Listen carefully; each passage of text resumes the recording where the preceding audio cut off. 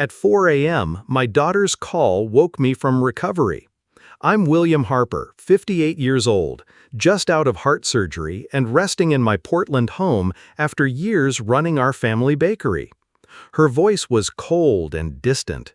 "Dad, I'm in love. I sold the house and our family shop for him." The words hit hard, but I stayed calm. "Okay, but you forgot one thing," I said steadily. She snapped back. "What do you mean?" I laughed, a deep, genuine laugh that surprised her, because the assets she sold were my clever safeguard. I'd set up a trust years ago to protect everything after my wife Karen's death from cancer. Susan had no legal right to sell. This betrayal stung worse than the surgery, but my response was calculated. I knew I had to. Before we dive deeper into how I turned the tables, please subscribe to the channel, hit the like button, and comment below where you're watching from. The antiseptic smell from my recent surgery still lingered in the air as I hung up the phone that night. My chest ached, not from the incisions, but from Susan's words echoing in my head. She had sold our family home and the bakery, the very foundations I built for her future. I sat up in bed, carefully avoiding pulling the stitches, and reached for the nightstand drawer where I kept old photos. One showed Susan at 13 sobbing at Karen's funeral. Karen had fought cancer for 2 years before it took her, leaving me to raise our daughter alone in Portland's rainy neighborhoods. I promised Karen on her deathbed that Susan would never want for anything. That promise shaped every choice I made since. I worked double shifts at the bakery, mixing dough before dawn and baking until sunset. Tuition for Susan's art school drained my savings, but her smiles made it worth it. "Dad, you're the best," she used to say, hugging me tight after each exhibition. Now, at 27, she was throwing it all away for Michael Brooks, a man I barely knew. I met Michael 8 months ago at a casual dinner Susan arranged at our favorite Italian spot in Portland. "Dad, this is Michael Brooks. He's a music producer helping with my art installations." Michael stood tall with a polished smile and firm handshake that lasted a second too long. His expensive watch flashed under the lights, and his suit looked custom-made.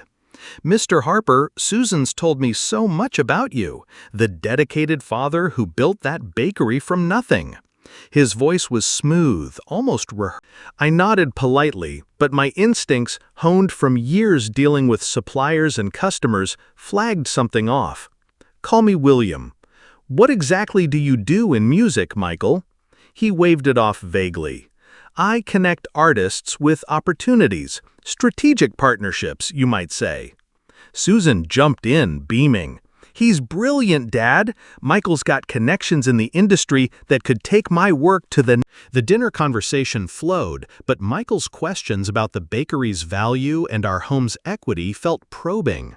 When the bill came, he made a show of reaching for his wallet, but I paid, as always.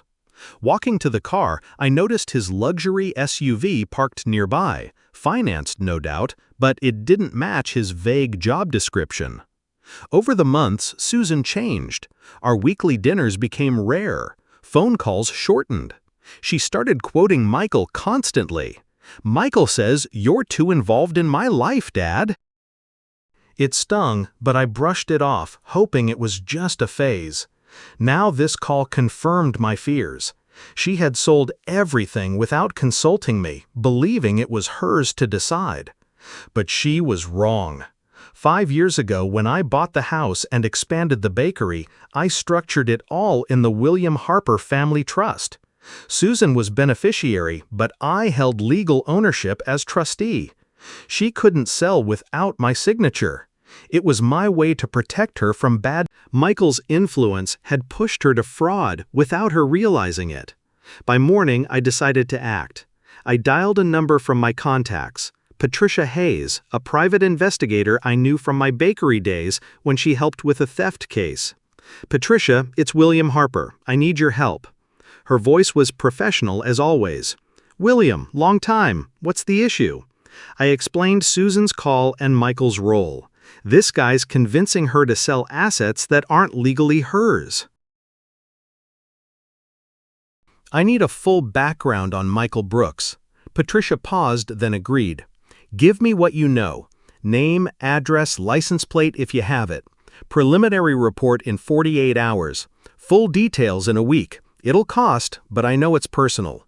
Money wasn't an object. I wanted facts, not suspicions. After hanging up, I spread documents on the kitchen table. Trust papers, purchase deeds, title insurance. The bakery's expansion loan records showed clear ownership in the trust. Susan had signed beneficiary forms but never read the fine print. She thought it was a gift, not a safeguard. 2 days later, Patricia called with initial findings. William, you were right to worry. Michael's employment is sketchy. Claims to be a music producer but no verifiable clients or business license in Portland. Lives in a high-end apartment renting at $3,000 a month. Drives that SUV on a maxed lease. How does he afford it? Patterns suggest he's targeted women before. My grip tightened on the phone. What kind of patterns? 3 cases in 5 years. Women with assets ending relationships amid financial mess. One filed a complaint that got dropped. Another left town. Nothing stuck legally, but the signs are there. I took notes methodically. Keep digging, Patricia. I need hard evidence. Financial records, previous relationships, anything. She promised more soon. Hanging up, I stared at the trust documents. Michael thought he had easy access to over $400,000 in equity, but he had underestimated me. Memories flooded back as I waited for updates. Susan, at 18, calling late from art school, excited about her first show. Dad, thanks for everything. I couldn't do this without you. I remembered handing her the keys to the house section we renovated for her studio. She danced around the room full of joy. This is amazing. Mom would be proud. Karen's memory lingered in those moments. She had been the artistic one teaching Susan to paint while I handled the business. After Karen's death, I balanced both worlds, baking bread by day, supporting Susan's dreams by night. Now Michael was erasing that legacy. Patricia's full report arrived via email a week later, detailed and damning. Michael's history included 2 previous relationships ending in financial disputes. One woman, Linda Foster, a designer in Seattle, lost $200,000 to his investments. She had settled quietly to avoid publicity. William contacted Linda. She's willing to talk. Says Michael's playbook is the same. Charm, quick commitment, gradual access to money. I arranged a call with Linda that afternoon. Her voice was steady but bitter. He approached me at an event, promised to boost my career. We moved fast. Joint accounts followed, then urgent opportunities needing funds. By the time I realized, he was gone with everything. It matched Susan's situation perfectly. Did you press charges? Tried, but evidence was thin. He covers tracks well. I thanked her and noted every detail. Armed with this, I prepared to confront Susan. We met at a local coffee shop in Portland's Pearl District the next day. She arrived late, ring glinting on her finger as if they were already committed.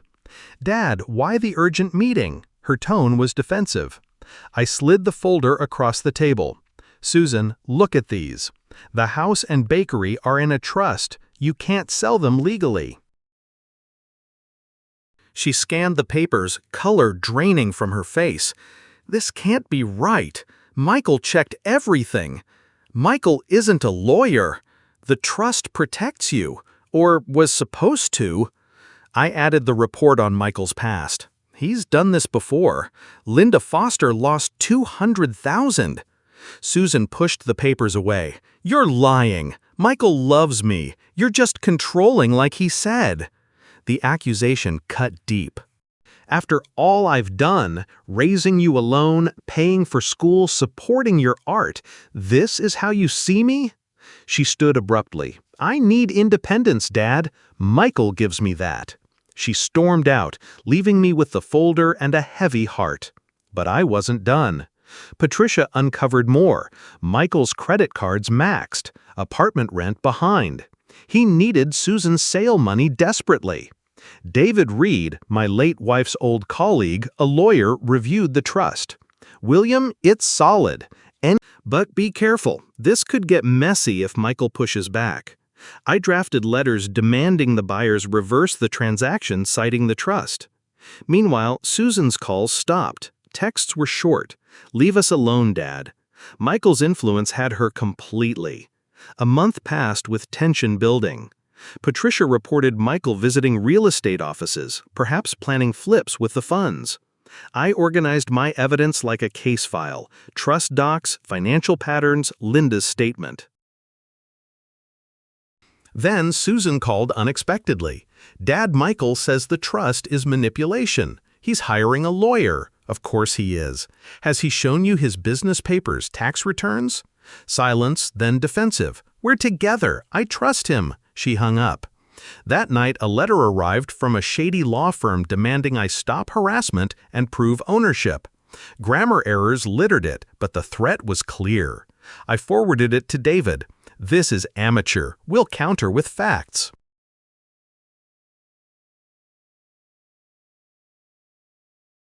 My response dissected their claims, attached trust records, and hinted at Michael's background investigation. Patricia called with gold. "Got something big. Michael's had two similar schemes, Linda and another, but the pattern's clear. He's a pro researching vulnerable women with assets." I noted names, dates, amounts. Linda agreed to testify if needed. I want him stopped before he ruins more lives.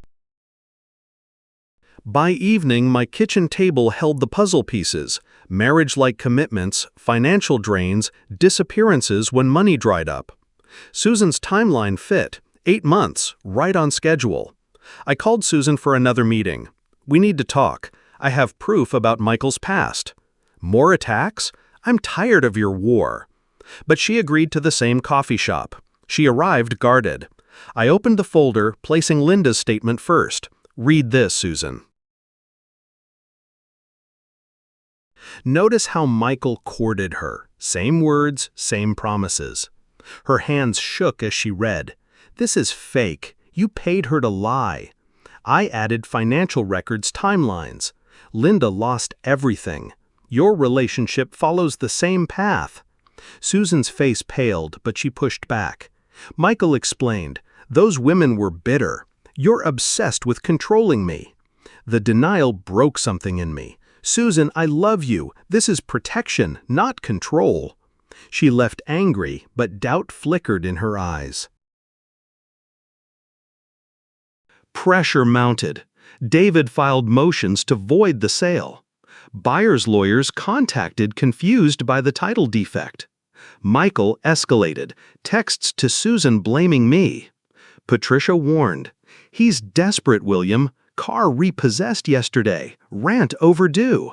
Desperate men made mistakes. I knew the climax was coming, but for now I waited, building my case piece by piece. To fill the time, I revisited old bakery recipes, tweaking them as a distraction. The scent of fresh bread reminded me of happier days when Susan helped decorate cakes. "Dad, let's make one for Mom's birthday," she said, once, even after Karen was gone. Those moments kept me going. But now the house felt empty, echoes of laughter replaced by silence. Patricia's next update added a twist. Michael's booking flights, perhaps planning to run with the money before the sale falls through. I contacted Linda again. He's following the same endgame as with sudden business trip, then gone. I asked if she had more evidence. "Bank transfers, emails, I'll send them." The files arrived showing identical patterns, promises of returns that never came. With this, I strengthened my file. Susan texted sporadically, "Dad, stop the lawyers, you're ruining my life." I replied, "I'm saving it." The divide grew, but I couldn't back down. David advised, "We have enough for a civil suit if needed, but focus on the trust first." I agreed, pushing forward with paperwork. One rainy Portland afternoon, Patricia called with urgent news. Michael's organizing a showcase event for Susan's art at the community hall. It's his way to attract investors likely to scam more. The opportunity was perfect. Get me details. We'll turn it against him. The plan solidified. Bring Linda, expose the truth in public. Susan would see Michael's true colors. As the event neared, I rehearsed my moves. The trust secured the assets, but saving Susan from heartbreak required more. Doubt crept in. Would she forgive me? But I pushed it aside. For her sake, I had to proceed. The days leading up were tense. Susan ignored my calls. Michael likely feeding her lies. Patricia monitored his moves. He's meeting shady types, probably lining up escapes. Linda confirmed her attendance. I'll be there, William. Time to end this. On the eve of the event, I reviewed everything one last time. Photos of Susan as a child, the trust documents, Linda's files. My heart heavy but resolved. Tomorrow, the truth would come out no matter the cost. Continuing to expand to reach 4,900 words, adding more detailed hoi tượng, đối thoại mở rộng. Twist như phát hiện Michael theo dõi Susan, cảm xúc nội tâm William, mô tả ngắn hành động điều tra, nhưng tránh repetition by adding new elements like a specific memory or additional evidence. More memories surfaced to keep me grounded.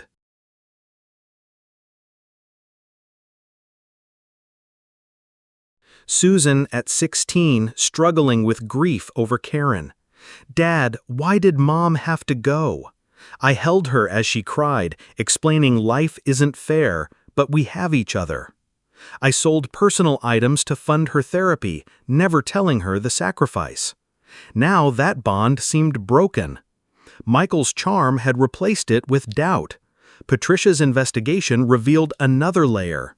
Michael's fake online profiles promising music deals to artists. He scammed small sums from several, she said. But Susan's, his big... I added those screenshots to the folder. David reviewed. This strengthens fraud claims. If he pushes, we'll hit back hard. Susan broke silence with a voice message. Dad, Michael's right. You're jealous of our happiness. The words twisted like a knife. Jealous? I only wanted her safe. I didn't reply, knowing words wouldn't penetrate the wall Michael built. The confrontation at the coffee shop replayed in my mind with new clarity. Her eyes had widened at the trust papers, but then narrowed in anger. You tricked me all these years? No, Susan, I protected you. The argument escalated until she left tears in her eyes. That twist, her seeing me as the villain, hurt most. To cope, I visited the bakery, now closed, but still mine legally. The empty ovens mocked me. Years of sweat for this? But it fueled my resolve. Patricia's final pre-event call brought a twist. Michael's borrowed money from shady lenders. He's in deep debt. The showcase is his last ditch. Good, I said, makes him vulnerable. Linda sent her own twist, a recording of Michael promising her the world word for word like he did Susan. Use it, William. The pieces aligned. Tomorrow, the hall would be the stage for truth. My heart raced, not from surgery, but anticipation. Susan might hate me, but she'd be free. The community hall in Portland buzzed with anticipation as I arrived early, blending into the crowd. Michael had billed the event as a showcase for Susan's art installations fused with his music productions. Guests milled around local artists, investors, friends, unaware it was his desperate bid to legitimize the scam. I spotted Susan near the stage adjusting her pieces, radiant in a dress that reminded me of Karen's style. Michael stood beside her, charming the room with promises of big opportunities. Linda Foster waited in the shadows, ready to Patricia had positioned herself near the exit, monitoring Michael's moves. David Reed had prepped legal backups if things turned ugly. My folder held the evidence statements, records, the recording, enough to dismantle Michael's facade. The event started with music playing over Susan's displays. Michael took the microphone, confident as ever. "Welcome, everyone. Tonight we celebrate talent and investment. Susan's art, combined with my production expertise, is the future." Applause rippled. Susan beamed, joining him. "Thanks to Michael, this dream is real." My heart sank, seeing her so invested. As the presentations continued, I waited for the right moment. Michael opened for questions, pitching his partnerships. A planted guest arranged by Patricia asked about his track record. Michael smoothed it over. "I've worked with top artists. Results speak for themselves." That's when I stood from the back row.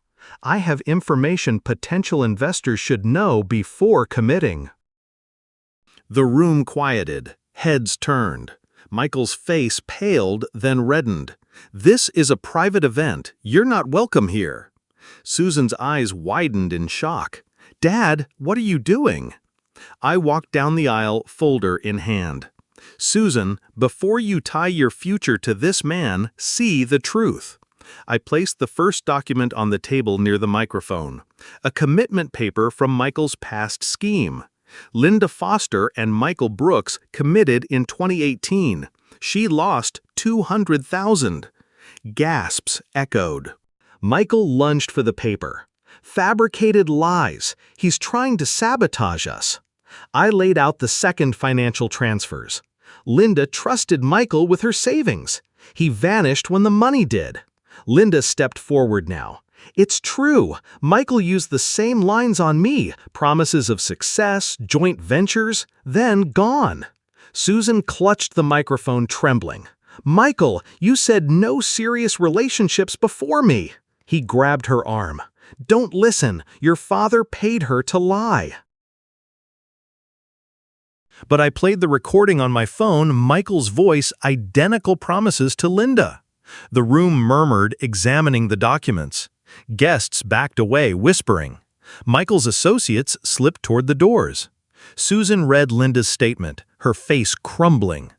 "The exact words you said to me about building a future." Michael's mask cracked. "Those were mistakes." "You mean more," Linda interjected. "He said that to me too before disappearing with my life savings." Susan pulled away. "You lied about everything." The crowd grew restless, some pulling out phones to record. Michael shouted, "This is harassment, we'll sue." But the damage was done. Investors demanded answers. One called, "I'm pulling out." Others followed. Susan turned to me, tears streaming. "Dad, how could you do this here?" "Because you wouldn't listen privately." She shook her head. "You humiliated me in front of everyone."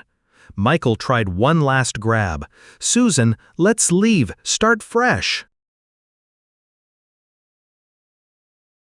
But she removed the ring, throwing it at him. "We're done." She walked off the stage, not toward me, but the exit. I followed, calling her name. "Susan, wait!" Outside rain poured, typical Portland weather. She spun around, furious. "You think this fixes things? You've controlled my life forever. Trusts, secrets, investigations." Michael was right. "You're the problem." The words hit like punches. "I did this to protect you." Protect or possess? "I can't trust anyone now, not even you." She hailed a cab. "Don't contact me, Dad. I need space permanently." The door slammed, and she was gone. Back inside, chaos reigned. Michael argued with remaining guests, but his credibility shattered. Police arrived, tipped off by David about potential deception. They detained Michael for questioning based on Linda's complaint and the evidence. Patricia nodded as they led him away. "Good work, William. He's finished." But victory felt hollow. Susan's parting words, I drove home through the rain house, dark and empty. The bakery sign swayed in the wind, a reminder of what I lost. Days turned to weeks without word from Susan. She moved out, taking her art, blocked my number. Friends said she left Portland, perhaps to Seattle, starting over alone. The trust reclaimed the assets, house and bakery safe but meaningless now. David handled the legal wrap-up. Buyers refunded. Michael's facing charges thanks to Linda's testimony and your evidence. I thanked him, but the win rang empty. I spent evenings walking Portland streets, rain soaking my coat, reflecting on how it all unraveled. Karen's death had been the first blow, forcing me to become both parents. I remembered nights reading to Susan as a child, her laughter filling the house. "Dad, tell the story again." Those moments built the trust, now broken. Michael's entry had been subtle at first, compliments on Susan's art, then suggestions of I saw the shift in her eyes from gratitude to resentment. "You don't understand, Dad. Michael sees my potential." The arguments escalated after the dinner, where his questions about our finances raised red flags. I should have confronted sooner, but feared pushing her away. Now she was gone anyway. Patricia called with updates on Michael's case. He's denying everything, but evidence mounts. Linda's recording sealed it. I nodded, though it brought no joy. "Thanks, Patricia. Keep me posted." David sent papers confirming the trust's victory. The buyers apologized unaware of the defect. The bakery reopened under new management, but I couldn't step inside without seeing Susan's childhood drawings on the walls. Friends offered sympathy. "She'll come around, William." But I knew better. Her final words were absolute. Months passed, the rain giving way to occasional sun. I sold the house, keeping the bakery as a reminder. New routines formed, baking for charity, walking the Willamette River path. Susan's absence left a void no amount of activity filled. I heard through mutual friends she succeeded in Seattle, her art gaining recognition. No mention of contacting me. The cutoff was complete, her choice to build without my control. One night sorting old photos, I found Karen's letter written before her death. "William, take care of our girl. Let her fly when ready." I had tried, but my protection clipped her wings in her view. The lesson sank in deeply. To cope, I revisited the community hall weeks later, standing outside where the confrontation happened. The sign advertised new events, but the memory lingered. Michael's detention had led to a full investigation. David updated me regularly. He's pleading guilty to lesser charges to avoid trial. Linda's testimony was key. I felt a sense of justice, but it didn't heal the rift with Susan. Attempts to reach her went unanswered. Voicemails deleted, letters returned unopened. Her social media showed thriving art shows, no trace of family ties. The permanent space she wanted was now reality at the cost of our bond. Reflection came in waves during long walks. Karen's illness had taught me resilience, but this was different. Raising Susan alone meant sacrificing my social life, focusing on her needs. School events, art supplies, late-night talks about dreams. "Dad, I want to be like Mom, an artist." I encouraged it all. Michael's arrival changed the dynamic. His smooth talk filled gaps I couldn't. The dinner where he probed about the bakery's worth was the first warming. "Great location, William. Ever thought of selling?" I dismissed it then, but now saw the calculation. The trust I set up after Karen's death was for protection, not control. Yet Susan saw it as chains. Patricia's final call brought closure on Michael's side. "He's sentenced community service restitution to Linda. Your evidence made the difference. Thanks for everything." I hung up, closing that chapter. The bakery sold too, proceeds in savings for a future without family. Portland felt smaller without Susan's presence. Mutual friends stopped mentioning her, respecting the cutoff. The silence was deafening. One rainy evening, I sat with Karen's letter, rereading her words. Love her enough to let go if needed. I had failed that part, clinging too tight. The lesson crystallized. Parental love requires release. Blind trust in others leads to ruin, but overprotection breeds resentment. Balance is key, but I learned it too late. From this, I learned blind trust can destroy lives, especially when love clouds judgment. I comment now that parents must balance protection with freedom, or risk losing their children forever. Sometimes the greatest. I warn everyone listening, verify those close to you before handing over your future, because deception hides in charming smiles, and the price is often your family. This story shows the value of vigilance in relationships, teaching us to question even the most convincing promises for our own sake and those we love. It reminds us that family bonds can break under manipulation, but self-reliance rises from the ashes. The true lesson is in recognizing when to step back, allowing loved ones to learn from their mistakes, even if it breaks your heart. Thank you for listening to my story. If it resonated, hit like, subscribe for more, and comment your thoughts below.